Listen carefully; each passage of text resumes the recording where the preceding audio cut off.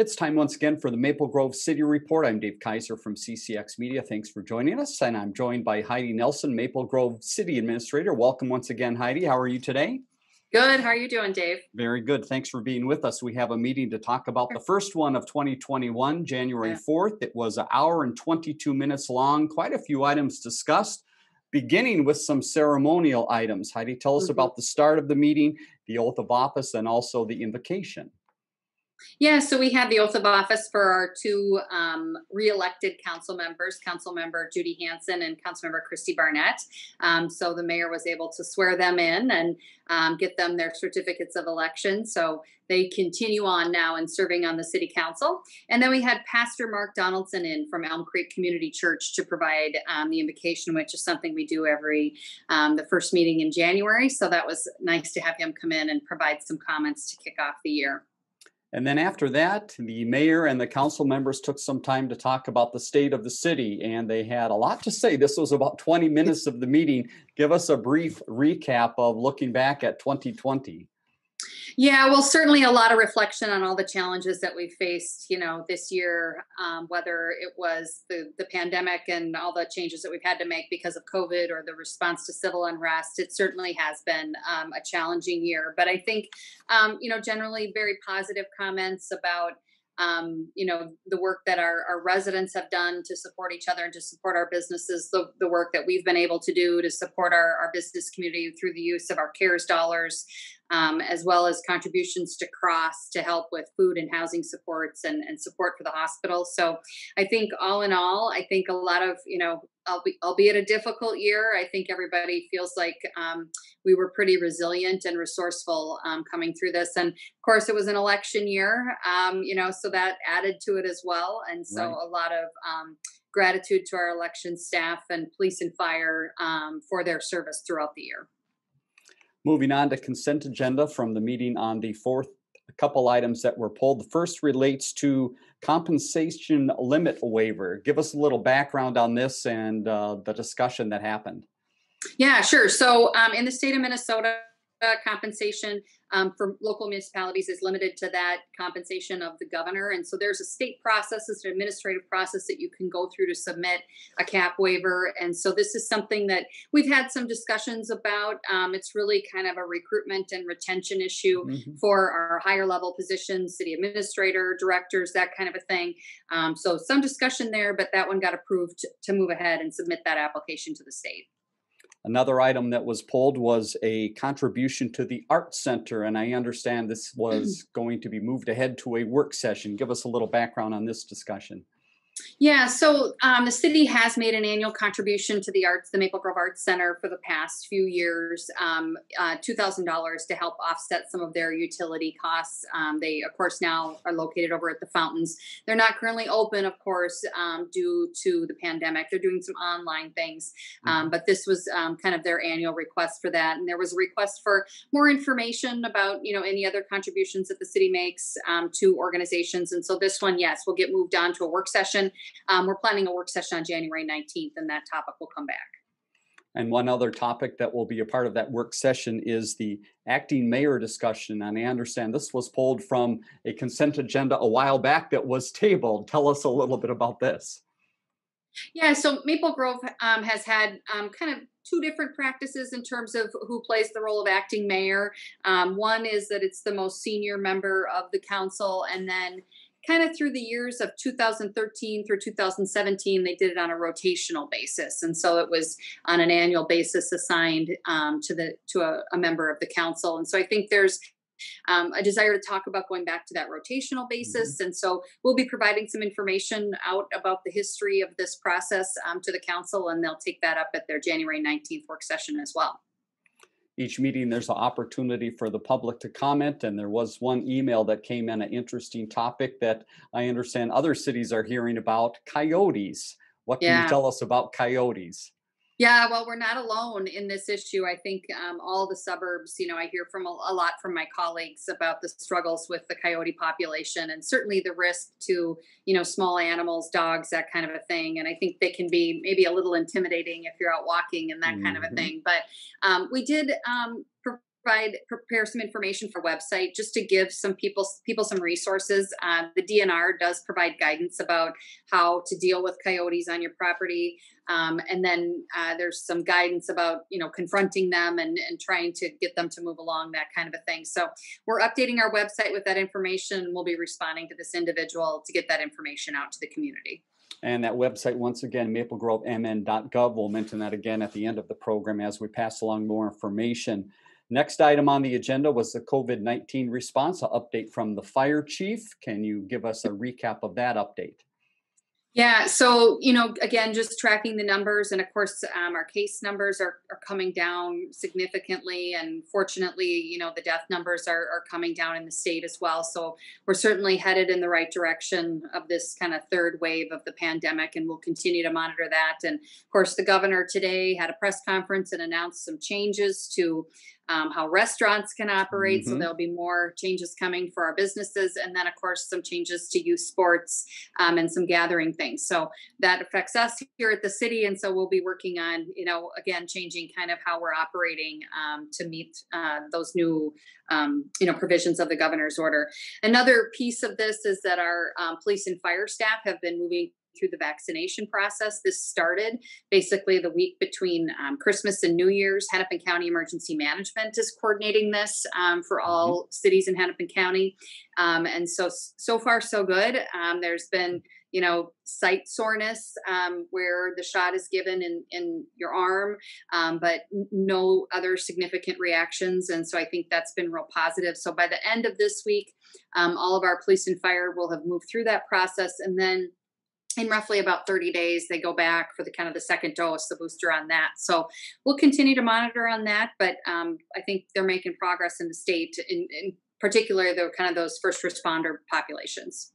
More information from the police or from the fire department then at the agenda. It was swearing in of paid on-call firefighters plus a fire prevention specialist position. Pretty exciting news here for the fire department. Give us a recap of that. Yeah, and so these are firefighters who are completing their probation, which is really no small task. I mean, they've spent the last, year and a half or so doing a lot of training and preparing, to sort of be a full-fledged firefighter at their station. So we were able to welcome Jeff Kleisman, Jason Grenz, Jay Lamsel, Chris Somero, Vic Strecker, and Thomas Stubbe to the fire department, and they got their helmet with their station number on the front and their fire department coin, which kind of indicates that you've completed probation. And they were able to bring a member of their family and pin on their badge, that kind of a thing. And so, this is just a really important component of our community in providing that paid on call fire service to the community. And so good to have these folks in to, thank them for their service, thank them for their commitment of going through the training and preparation that was needed, and to their families as well, because it is a sacrifice to their families. And then we were able to welcome our new inspector, fire prevention specialist inspector. A little bit of a change to this position. This is a combo position, Jeremy Berger. And so we're really excited to have him on board. And he's also paid on call in New Brighton and had worked full-time as a fire inspector, so comes to us with some great experience. So congratulations to all these folks, and really excited to have them fully on board now. A final part of the process at the beginning of the meeting to kick off the year is in designations or appointments to various organizations and positions. Tell us about this process. Why does this happen? And there's a few new positions that were given out. Yeah, so on an annual basis, we do appointments to various organizations and for the council and some staff as well. And so this is usually pretty routine, not a lot of changes. If there's a change in the council or change in staff, we would have some changes there. But this year we had two new appointments that we were looking at. And one was the Policy Advisory Committee for the Dayton River Crossing Study. So the city of Dayton, in conjunction with MnDOT, is kind of picking back up that discussion about a Dayton River crossing. As you know, to get across the river, you're either in Anoka or Elk River. And so a new bridge in Dayton would, drop down and connect with 610 somewhere, depending on where the corridor that would be selected. But this is a long-term project. So, these types of new bridge crossings are like 20, 30-year projects. But you got to start somewhere. And, they had picked it up a while ago. In fact, when I worked on the north side of the river, there was work being done on planning that Dayton River crossing on, the north Okay, side. And so sure. now back down here on the south side, they're picking it back up again. So Councilmember Judy Hansen will be serving on that policy advisory committee. And then the Bottineau Light Rail Transit Corridor Management Committee, as you might have heard in the news, they're needing to pick a new corridor for the Bottineau Light Rail Transit, kind of some breakdown in the negotiations with Burlington Northern in terms of using that corridor. And so we had asked, wanting to be at the table as those discussions continued, years ago, like 15, almost 20 years ago, when the initial planning was done. Maple Grove was at the table then. And so now with this potential corridor change, we wanted to be back there in that consideration. And so Mayor Stephenson and Transit Administrator Mike Opatz will be serving on that committee. And so that wrapped out those appointments for the year, including those two new ones. Let's move ahead to staff updates. First, community development, a few items that are coming up on the next few Planning Commission agendas. Give us a recap or idea of what's coming up. Yeah, so Rice Lake Elementary is going through an expansion to that facility up there. This is kind of part of the school district's ongoing facility study and some of the work that they're doing. Also, eventually they're going to be looking at that new school up in the northwest corner of the city. But for now, this is one of the projects, Rice Lake Elementary expansion. Edgewater is that single family rental project out on Cook Lake, kind of at the 101 Bass Lake Road area. That'll be coming back. And then we have the Arbor Lakes Business Park Phase 2. This is the Duke Development Project, sort of the next phase of that project coming forward. So a lot of good development activity continuing to move forward. Another item that was mentioned under community development, but is really a citywide item, is openings on commissions. Give us a little idea of boards and commissions openings right now in the process if people are interested in getting involved. Yeah, so we the positions are open right now on our website. The application materials are there. It'll be open through January 27th. So you have a bit of time here to consider applying. We do have a planning commission vacancy, which they don't happen super often, but our chair, Larry Colson, has decided to step away from the planning commission and move on to his next chapter in life. He's been with the planning commission for 17 years. So we're going to be recognizing his service on January 19th at the regular council meeting. So if folks are interested in serving on the planning commission, that's kind of a great opportunity with that planning commission seat opening up. The Arbor Committee has one opening, and then there are 3 vacancies on the Lake Quality Commission. 2 of those openings are at large positions, which means you're not required to live on one of the city's lakes to serve. You just have to have kind of an interest in water quality lake issues. And then one opening is available for a resident of Pike Lake. And so information is available on the website about all those vacancies. And we really do encourage people to inquire and take a look and submit an application if you're interested. Great opportunity. Moving ahead to Public Works and Engineering, Wetland Bank properties. What are these and how does this affect the city? Yeah, so at our December 21st agenda, we had some approval for some land acquisition up in kind of the 105th, 610 area up there, north of 610, south of 105th Avenue. So we are in the process of creating a wetland bank, which is really us creating kind of a wetland restoration area. And then those credits that we create in that wetland area can be used in other areas throughout the community. So we did there's about 4 parcels that we need to acquire a portion of. And so we did our first closing with the Schutte property up there. I think that got done the week between Christmas and New Year's. And so Ken Ashfeld continues to work on those other 3 parcels. And so we're hoping, come spring that we have that project kind of put together from an acquisition perspective. Another item that we've been following is 610 and County Road 30. There's some talk about environmental assessments and maybe moving the process ahead a little bit with some work that's previously been done. Tell us about that. Yeah, they were able to receive some exemptions from Federal Highway on some of the environmental work just because of work that has been done in the past out there on the corridor between 610 and 94. And so that speeds up the process a little bit for us in our quest to make this project really shovel ready, shovel worthy. As new funding comes through, there's some new funding that's coming down through the feds. And so we want to make sure we can take advantage of that. We already have 20 million, towards this about $45 million project. So we need about another 25. And so we're, just monitoring and paying attention to those other funding opportunities opportunities that might come along. And then at the same time, making sure we're getting that environmental work and all those approvals done so that we're ready to go. Hopefully our goal 2022, 2023 would be great to get this project completed. We will keep people up to date. Your update from the meeting on the 4th included the look to the legislature. That session is starting, and the city of Maple Grove has some priorities. Give us a recap of those priorities. Yeah, so session started January 5th. And so, this is a longer session. It'll go through May, so we have a bit more time. Things will start a little bit slower. But we have some legislative priorities this year. The primary one is really looking at some financing options for our eventual community center expansion and renovation projects. So there's a few aspects of this. One is some state bonding for that project. 2 is looking at our Convention and Visitors Bureau revenue and potentially allocating a portion of that revenue towards capital purposes, and then looking at a local area sales tax. And this is something, that takes several years in process, as well as a public referendum that would go on a ballot in the future.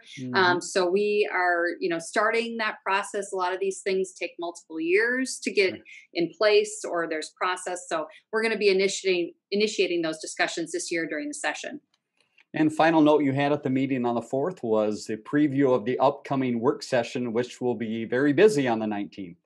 Yeah. So one of our big projects that we've been, wanting to get in place here is police body cams. And so we're going to be having a work session on January 19th. We've got a timeline outlined.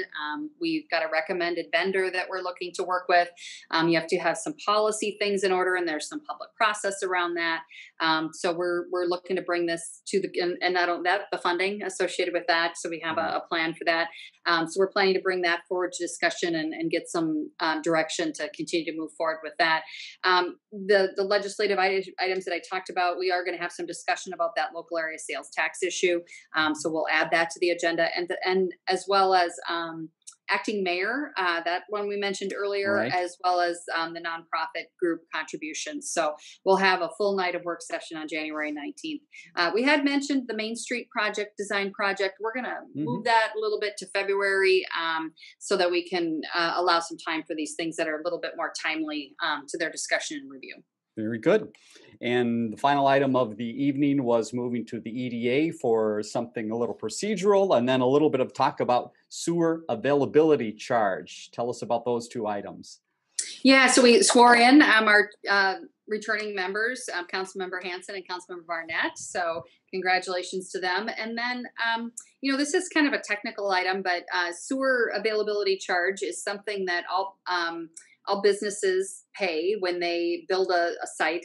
Houses pay for it too, but typically we're dealing with issues with businesses because they have a larger it's in credits units, and so as a business you'll have multiple units of a sewer availability charge, and it can be very expensive depending on what type of use that you have. So sometimes when we have a change in use on a property, which doesn't happen a whole lot in Maple Grove, but once in a while. So a good example is recently we had a former daycare that was demolished, and then they built a bank on the site. So the former, sewer charges that were on that site are much less with the bank. And so there were some available, what are called community credits, and that we can capture those as a community and then turn around and use those kind of as a business incentive type thing for small business. And so this was putting a policy in place to make that process available that allows us to capture those. If we don't do this, they just kind of get lost in the Met Council system. And so this allows us to capture those credits and then repurpose them in the community when we have a small business with a need. So put that policy in place, and we'll continue to work with our businesses to see, if there's a need out there, how we might assist. So that is your recap of the meeting on the 4th, both the EDA and the regular council meeting. And the next council meeting, just a note here, will be on the Tuesday, the 19th, because of the first item on our update to the community. Your offices will be closed on the 18th, correct? Yeah, so Monday, January 18th, in observance of the Dr. Martin Luther King Jr. holiday. And then, of course, yes, our meeting moves to the 19th on Tuesday for that week. And we're getting way ahead of the game here, but now I see with your picture there, the sun coming out in Maple Grove, maybe a perfect opportunity to go take some pictures, thinking ahead for the photo contest. What are you asking people to do? Yeah, so we always like to capture, pictures during the winter. We've had some beautiful mornings with frost on the trees here. Right. So those are always great opportunities to capture that. And then we use those again in all of our publications, websites, social media, that kind of a thing. And so even though the photo contest doesn't start until June 1, winter's a great time to get out and capture all the winter activities, especially with everything everybody's doing outside this year. Exactly. We have quite a bit of information to update you on about the Myride program. So let's take a few Mhm. minutes to give people some of the information that might be important now. Yeah, so we just recently approved an expanded service area for the MyRide program. This is something that we've been working on, multiple changes to this system. So if you remember, we rebranded this program. Right. We added the online scheduling, the online payment system, really trying to make it a little bit more on-demand, Uber style type of transit opportunity for the community. We've done some unique things during the time of the pandemic in terms of providing services to do, grocery pickup and delivery, cross food shelf pickup and delivery, that kind of a thing. So we're really trying to expand this service to the community. And so one of those other pieces that we did was expanding the service area. And so it expands the service area into areas in Osseo, Hennepin Technical College, North Hennepin Community College, the Starlight Transit Station, and then here the new locations. We go to the Target campus, the Noble Park and Ride, 63rd Avenue and County Road 81 Park and Ride in Brooklyn Park, the Hmm. Brooklyn Center Transit Center, the Robbinsdale Transit Center, the Crystal Shopping Center, the Plymouth Transit Center on Highway 55, and the West Health Campus. So really trying to make it a little bit more of a regional service up here in the Sure. Northwest Metro for kind of that, daily service type of thing. So Mhm. if folks are interested, check out the website for the, information about how you book a ride. You can do it on your phone. You can still call if that's something that's more comfortable for you Right. to do that. And then you can pay online as well. So we really just encourage people to check this out with this new expanded service area. And that website specifically for that service is maplegrovetransit.org. You can find out more information there or get connected through the city's website as well. Yep. Speaking of the city's website, something neat that's available there, CClickFix. What is this Yeah. service? Yeah. So this is a little bit of a change. We had a previous service called YourGov, and now the vendor that we used changed. They bought a new company and they changed the service. So we're now connected with CClickFix, which is on our website. So this is a way that you can report non-emergency issues to the city. So still call 911 for emergencies, but these are things like potholes, streetlight outage, snow plowing issues, those kinds of things. You can report them there and they go right to our public works department, and it's connected to our asset management system in the back end. So, if we have a drainage issue in a certain area or potholes in a certain area, that gets tracked out to our asset management. And so we're considering, doing road projects or any type of those types of capital improvement projects, we can track out, complaints that we've had to Hmm. see, where our problem areas and really take a look at that. So it's a great system, for us on the back end because it kind of Right. ties that all geographically together. Very So nice. see Quick Fix on our website, but also there's an app that you can download, and there's Hmm. information on the website about how to do that. If you previously were in the YourGov system, you're going to need to do a new sign in to the Okay. CClickFix system. But Sure. we really do encourage people to do that that way. It's a really efficient way to get your complaint directly to the staff that can deal with it. Definitely. Sometimes if you email the council, then they've got to contact staff, or they send it to me, and then I've got to go to the public works staff. But if you just enter it into this system, it goes right to the people who can really help you Very address nice. the issue. So we encourage people to use it. Good process. We mentioned a little bit earlier the Main Street process. There's a survey process that's going as well. So residents are asked to get involved. How can they do that, and why is that so important? Yeah. So, Main Street has, of course, been a focal point in Maple Grove for over 20 years. And so we're doing a study to kind of look at a potential refresh. There's a kind of a public improvement project that needs to occur out there in terms of the sidewalks and the streets and some of those crossing areas. And so we really want to look at that curb edge, Hmm. all the way back to the front door of those buildings and think about what that streetscape area wants to be. We encourage people to provide some input on mgmainstreet.com. Hmm. And I mentioned we're going to be looking at kind of a work session later in February with the council to get some input from them, as well as kind of share with them what we're learning from the community about what's important about Main Street. Good. A few notes to pass along related to the fire department. First is Senior Smoke Alarm Program. Seniors in the city of Maple Grove can get some help. Yeah, so this program is for Maple Grove residents age 60 and older. Fire prevention staff will come to their home and assess their smoke alarms. They may suggest battery changes, new alarms, those kinds of things. This is a free service, and additional resources are available to individuals meeting certain income and disability guidelines, so we can provide some assistance if they need new equipment. We just encourage people to call Maple Grove Fire Prevention. 494-6099 is that number. You can just give a call to the main line at City Hall and they'll get you connected as well. Very good. You might not think of this at this time of the year, but recreational fires, there are some permits that need to be taken care of, and this is the time of the year to do that. Yeah, so this is an annual process with the city. All of those permits expire at the end of December. And the permits are free. This is really just kind of a process to make sure that you have the current information about the regulations for recreational fires. And so you can just go on to the fire department page and register for that and get your annual permit. And final note that is timely for fire department is removing snow from around the hydrants. You encourage people to get out there and help out their neighborhood.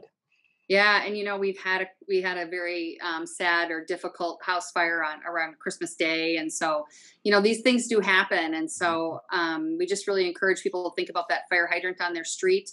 It can save minutes if, when we get there, that fire hydrant is accessible, and they don't have to shovel and clear ice and those kinds of things.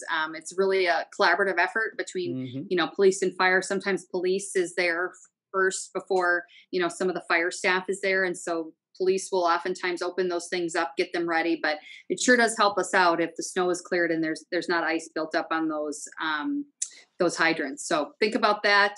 And then also residents are required to remove snow from the sidewalks in front of their home, and so we really just want to remind people and encourage them to keep those sidewalks cleared so that people can be out walking during the winter. Another great service at the government center is passports. Give us a little update on the passport process. How are things going? What should people know about now? Yeah, so the passport office is, still busy.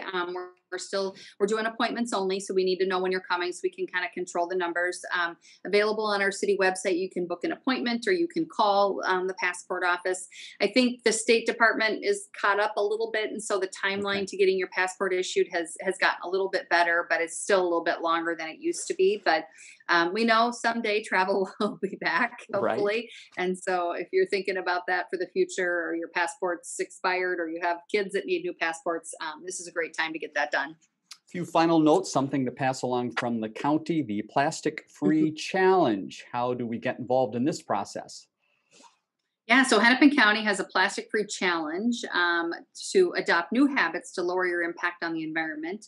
There's an online challenge that runs from January 20th to February 17th, and it has more than 60 actions identified in 7 categories about how you can reduce your use of plastic in your household and in your family. So Hennepin Plastic Free. Oh, it's kind of a long website. I think it's probably connected on our city website. It is a long one. Nobody's going to read that from me. So we'll make sure that's linked on our website for folks to connect to that. Great. And time for one more item here before Heidi falls off the screen, avoiding the sun there. How about Wonders of Winter? It's sunny out, beautiful winter. You've got a big event coming up. Yeah, so this is an event that we started a few years ago, kind of in coordination with the Super Bowl, but we've continued it every year, and it's the Parks and Recreation Wonders of Winter event. This year, it's going to be Saturday, February 20th from 1 to 4. It's always held at Central Park. Guests will enjoy free outdoor activities like a scavenger hunt, ice luminaries, and more. I suspect there'll be less things. In the past, there's been a lot of things that gather people and bring people together, and probably a little bit less of that and more independent type things, but still, another great way to get out, enjoy the outdoors at Central Park this winter. Exactly. All right, Heidi, well, thank you very much again for your time today. We appreciate the update from the last meeting. Next meeting we'll show you now is on the Tuesday, again, the 19th of January. Information about the city's phone number and also website, maplegrovemn.gov, for all the information you might need. For Heidi Nelson, I'm Dave Kaiser. Thanks for joining us on the Maple Grove City Report.